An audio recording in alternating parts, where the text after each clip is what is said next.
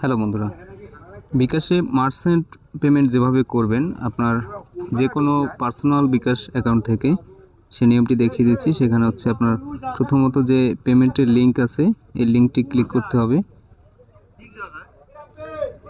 তো পেমেন্ট লিঙ্কে ক্লিক করার সঙ্গে সঙ্গে আপনাকে সরাসরি বিকাশের মার্চেন্ট ওয়েবসাইটে নিয়ে যাবে। আচ্ছা, ওয়েবসাইট চলে আসছে। এখান থেকে আপনাকে প্রথমে দিতে হবে অ্যামাউন্ট। মনে করুন আমি এখানে 10 টাকা পেমেন্ট করব। তো 10 টাকা পেমেন্ট করার জন্য আমাকে 10 টাকা লিখে তারপরে পেমেন্ট রেফারেন্স দিতে হবে। এটা অপশনাল, না দিলেও চলে। এখানে মনে করুন আমি আমার নাম দিয়ে দিতে পারি যেমন। এরপরে কনফার্ম পেমেন্ট যেটা আছে এই বাটনটায় ক্লিক করব।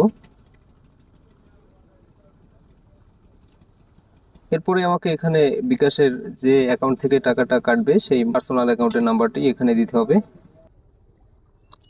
এখানে একটি পার্সোনাল অ্যাকাউন্টের নাম্বার দিতে হবে যে অ্যাকাউন্ট থেকে এই ব্যালেন্সটি কাটা হবে।